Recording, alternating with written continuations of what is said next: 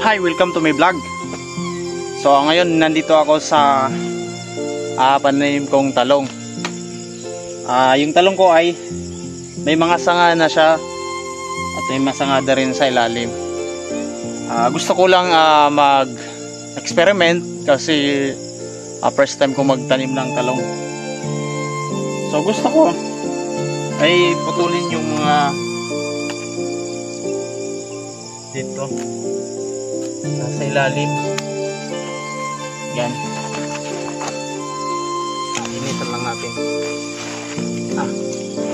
Tapos yung dito sa ilalim, itong mga sanga-sanga niya ay gusto kong putulin para hindi ako mahirapan mag-spray at hindi rin dito mamugad yung mga insekto like aphids, basta mga insekto, alam nyo na yun.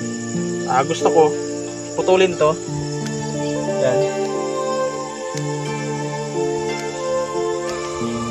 At hanggang dito. Yan. Diba malinis na? So ang kagandahan nito ay malinis na siya dito sa ilalim. Yan.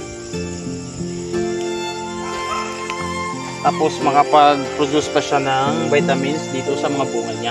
Yan. Ito nagsimula na siyang magbunga. So dito tayo ng sanga. So ayan.